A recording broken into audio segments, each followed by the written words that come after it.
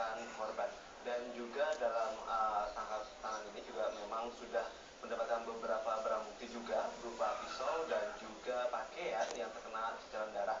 Dan kemudian juga dapat disampaikan juga dalam hal ini pelaku akan dijerat dengan pasal 338 subsidiar KUHP dengan ancaman 15 tahun penjara sebesar 3 miliar rupiah. Dan dalam hal ini juga pihak keluarga menyerahkan semuanya kepada pihak polisian agar dapat segera tuntas dan memberikan ganjaran setimpalnya terhadap para pelaku ini, yang dimana memang satu pelaku ini sudah diamankan, yang dia merupakan anak di bawah umur yang sudah ditahan di Polres Magelang. Dan dalam ini juga pihak polisi juga akan menggelar perkara lainnya yang ditempatkan di SMA Tarunan Negara nanti sore hari ini.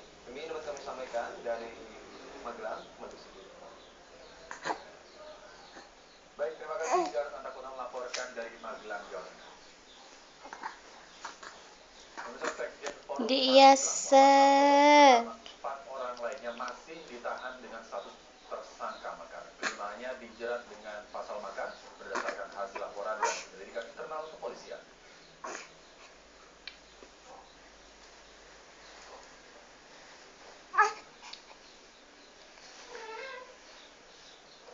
Lima orang yang masih ditahan di Makobrimob Depok, Jawa Barat, diantaranya 3 mahasiswa dan koordinator FFI, serta Sekjen FUI sekaligus pemimpin aksi 313 Muhammad Al-Khotos.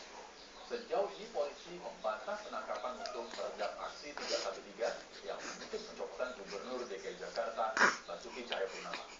Penangkapan dilakukan beberapa jam sebelum aksi damai 313 berlangsung. Menurut polisi, momen penangkapan hanya bagian strategi penyidikan